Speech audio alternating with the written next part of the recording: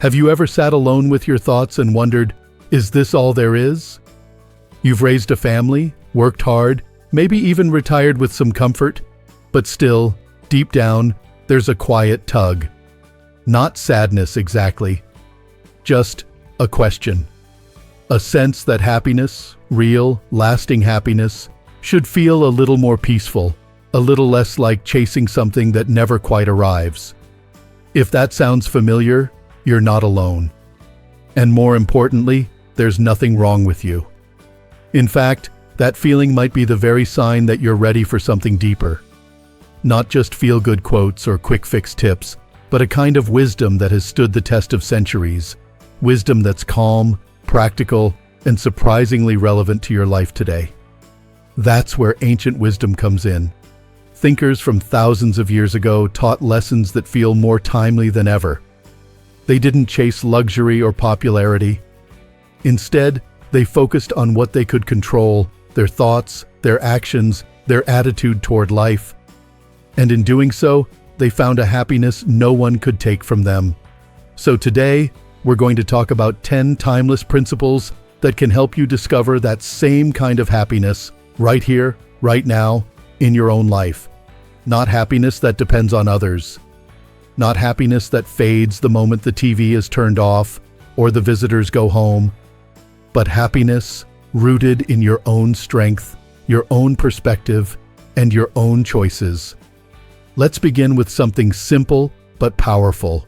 Stop doubting yourself. It's funny how, even after all these years, we still second-guess ourselves. Maybe you've caught yourself thinking, I'm too old to start something new, or I've made too many mistakes to change now. Those quiet whispers can be louder than any shout, and they rob us of confidence before we even begin. But here's the truth. Self-doubt is just a thought, and like any thought, you can challenge it. One of the greatest minds of ancient times, a Roman emperor no less, used to write to himself, reminding himself to question his thoughts, to ask, is this helping me? He ruled an empire, yet even he needed to wrestle with doubt. So the next time that voice tells you, you're not enough, pause and answer back. Remind yourself of the things you've overcome. Think about the times you showed courage, even in small ways.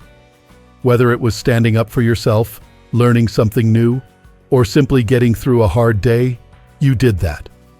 You are still here. And that matters. Believing in yourself isn't about pretending you have all the answers. It's about recognizing your own strength. Even at 60, 70, or 80, you can choose new directions. Ancient wisdom reminds us that happiness doesn't come from never doubting. It comes from choosing to move forward anyway. And while you're moving forward, take a moment to look back, not with regret, but with reflection. When was the last time you paused? Not to worry, not to plan, but simply to ask, what kind of life have I lived so far? And what kind of life do I still want to live? You don't need to climb a mountain to do this. In fact, it might happen best in the quiet of your morning coffee or during a peaceful walk. Maybe you ask yourself, what brings me joy now? Or, what parts of my day feel meaningful and which ones feel empty? Imagine your life as a movie.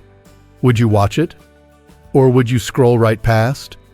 That's not meant to make you feel bad. It's meant to remind you that the story isn't over. You are still the director. You still have scenes to write, characters to meet, and maybe even a plot twist or two. Think of those dreams you shelved years ago. The ones you told yourself, maybe someday. Well, why not now? Why not pull one of them off the shelf, dust it off, and take the tiniest first step? Maybe you always wanted to paint, or take up Tai Chi, or write a book. You don't need to finish the whole thing this week. You just need to begin. Just like you remember to charge your phone or feed the dog, you can make space for something that feeds your spirit.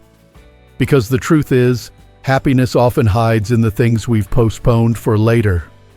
But later is now. Ancient thinkers understood this better than anyone. They didn't believe in wasting time. One of them wrote, "While we waste our time hesitating and postponing, life is slipping away." And that's not a threat, it's a gentle wake-up call. Now you might say, "But life feels so unpredictable these days." And you'd be right. Illness, loss, change, they all come when we least expect them. But these wise minds had a remarkable way of staying steady through it all. They focused only on what they could control. Think about it. You can't control the weather. You can't control what other people say or what they think of you. You can't even control your body the way you used to. But you can control your thoughts, your reactions, your choices. Picture life like a video game. You don't get to design the map. You don't control the glitches. But you do control your moves, what you choose to do next. And that's where your power lives. Take one example from history. This individual was exiled, banished from home and sent away from the life that had been built over the years. Most people would have fallen into despair, but instead of giving up, this person wrote, reflected, grew, made use of what could still be controlled, the mind, and turned exile into one of the most productive seasons of life. That's not just history. That's a reminder for all of us. When life throws curveballs, we can choose how we respond. Maybe we slow down. Maybe we breathe deeper. Maybe we decide to stop arguing with what we can't change and focus on what we can. It's not about giving up. It's about redirecting our energy, letting go of the storm outside and tending to the calm inside. You might be surprised at how freeing that feels. You don't have to fix the whole world. You just have to take care of your corner of it, your home, your habits, your heart. And while you're doing that, don't forget the people around you. You see, one of the most overlooked paths to happiness is kindness.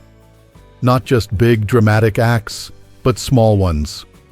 Holding the door, listening when someone needs to talk, smiling at the person walking past you in the grocery store.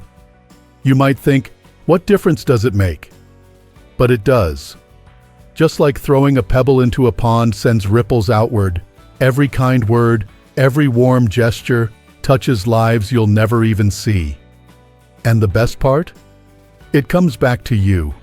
Not always directly, not always immediately, but in the quiet comfort of knowing you helped someone feel a little more human today. That you brightened someone's moment, that you mattered.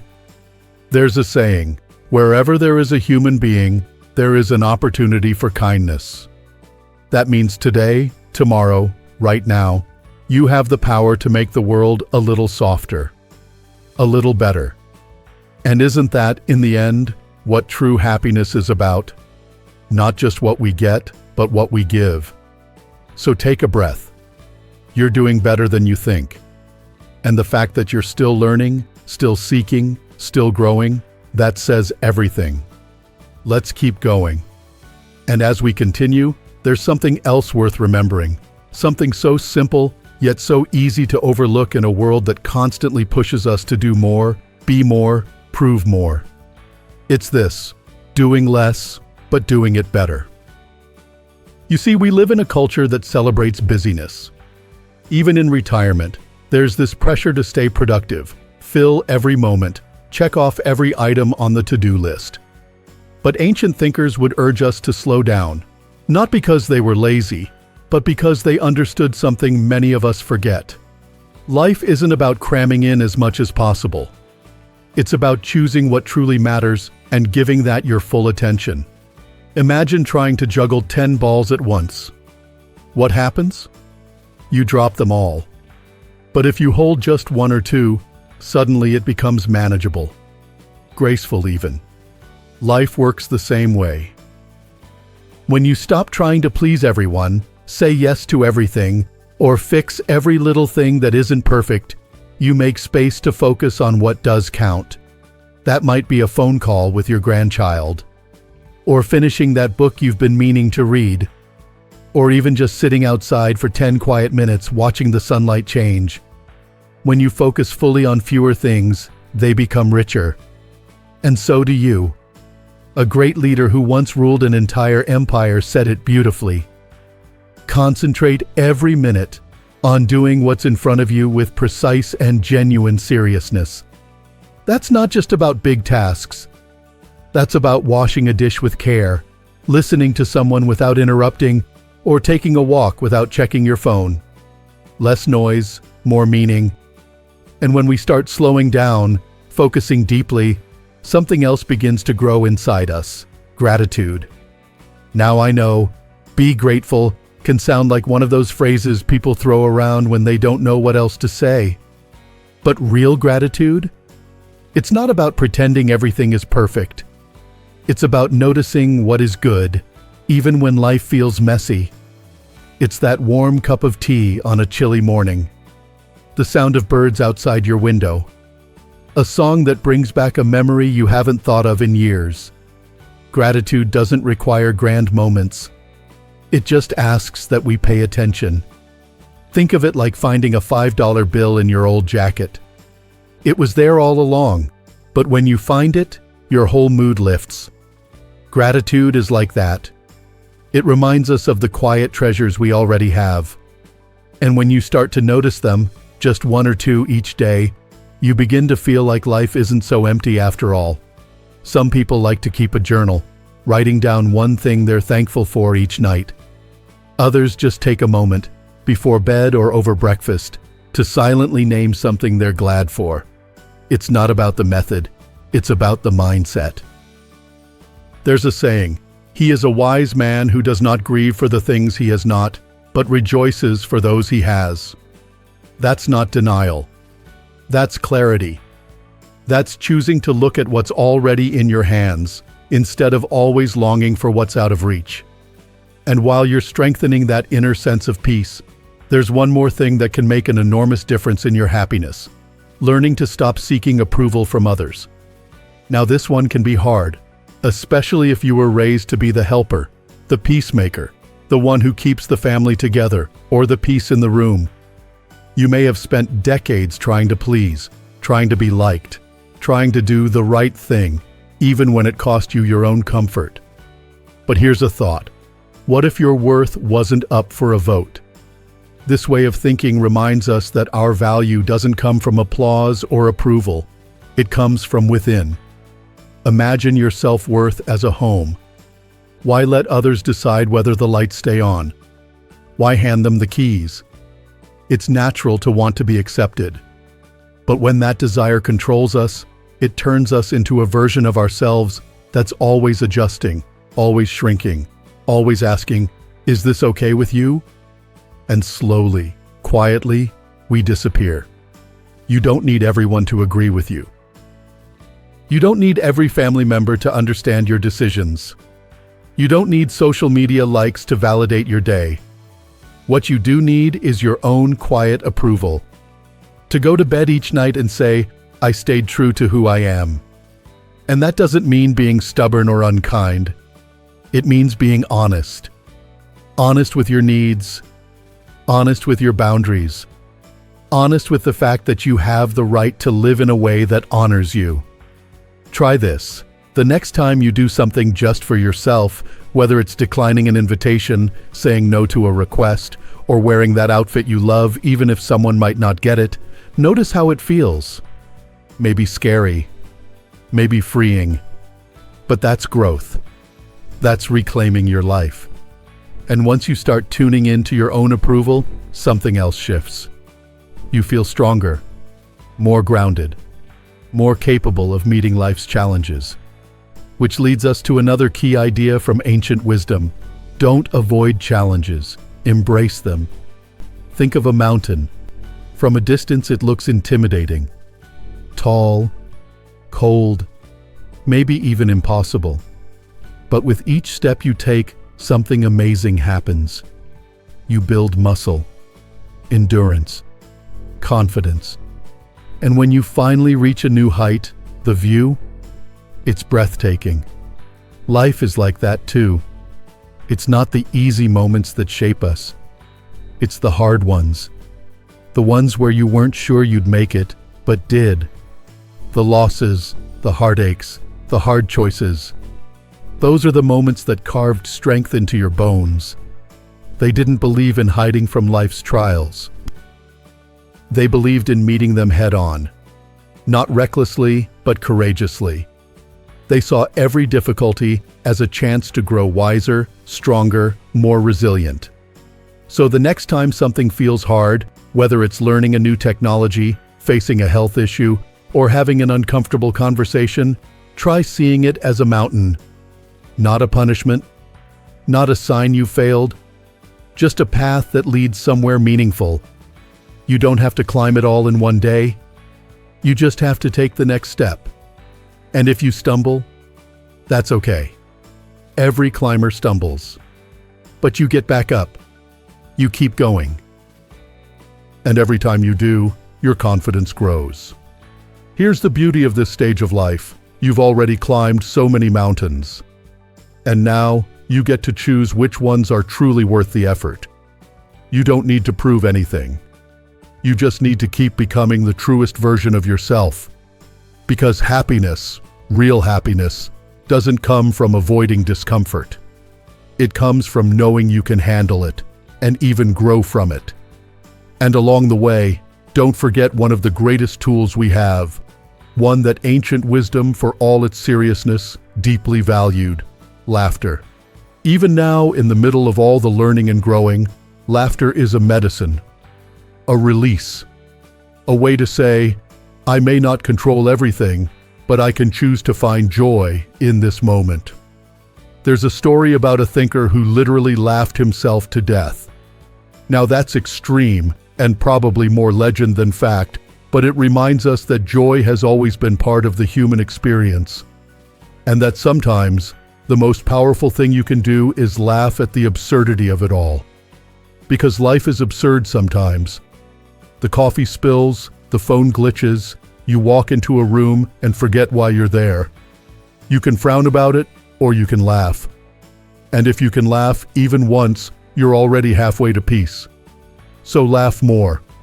Laugh with your friends, with your grandkids, with yourself. Seek out things that tickle your soul. Watch that old sitcom. Tell that corny joke. Giggle when something goes sideways. It's not silly. It's sacred. Let your laughter be a rebellion against the weight of the world. A reminder that while we can't control everything, we can always choose our spirit. And in choosing joy, even when it's hard, you bring yourself closer to something that ancient wisdom speaks to so clearly. A happiness that doesn't depend on things going right, but on you being right with yourself. Now, as you hold that laughter in your heart and the strength in your step, there's one last beautiful lesson I want to share with you. And it might just be the most profound of them all. It's this: love your fate. Yes, love it. Not just accept it. Not just put up with it. But embrace it fully, with open arms, as if every moment of your life, even the painful ones, were gifts sent just for you. It might sound like a tall order, especially after you've been through so much. Maybe you've lost someone you love dearly. Maybe your body doesn't work the way it used to. Maybe the world feels like it's changing too fast and leaving you behind. How can we possibly love that? But there's an old phrase for it, amor fati, which means love of fate. And what it points to isn't blind optimism. It doesn't ask us to ignore pain or pretend that hardship doesn't sting. What it offers is a way of seeing that everything we face, every twist and turn, every unexpected moment, has the potential to shape us into something stronger, wiser, and more peaceful. Think of it this way: life is like a wave. You don't get to decide when it comes or how high it rises, but you can learn how to surf it. You can choose to ride with it instead of fighting against it.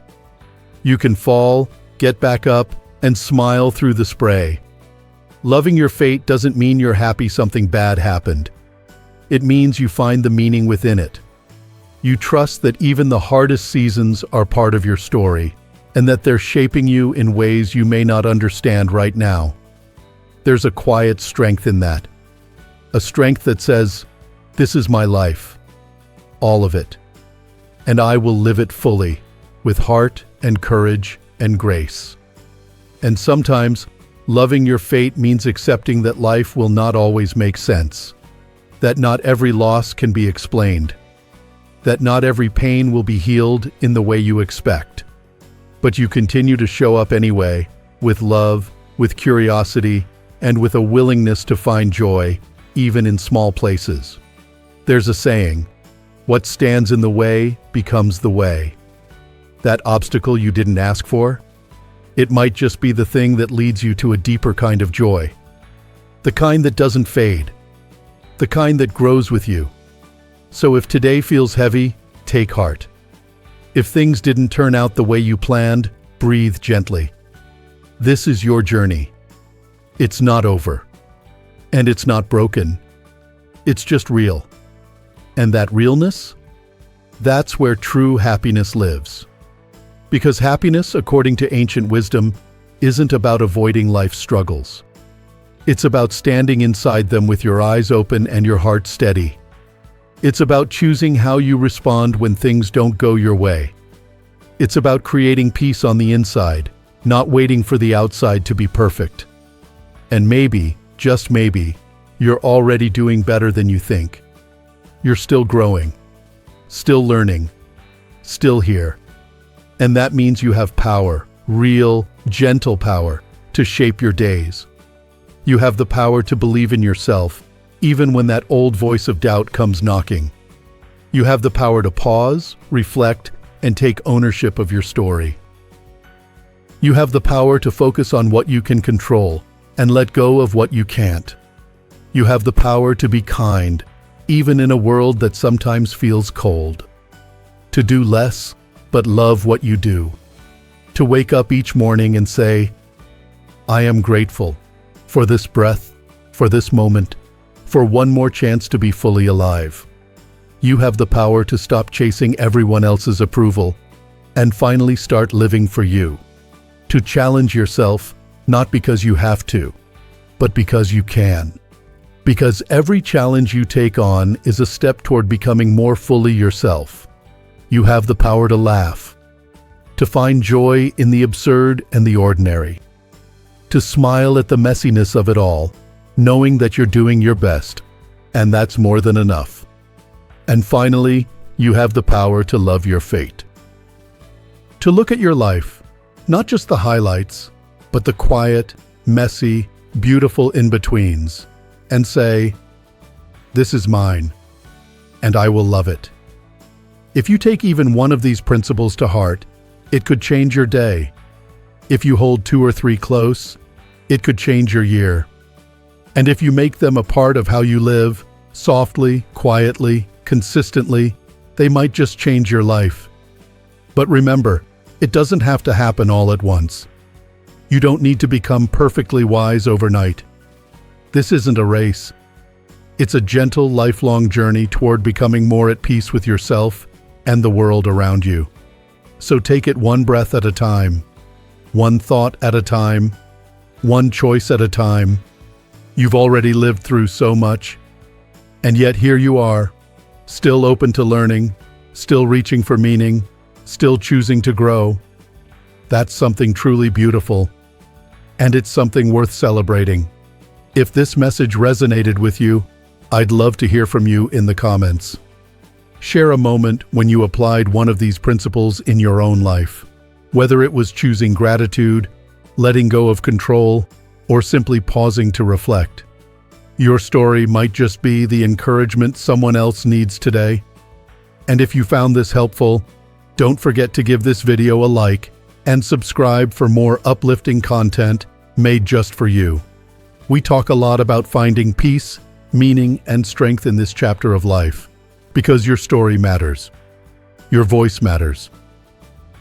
And this community is here to support you every step of the way.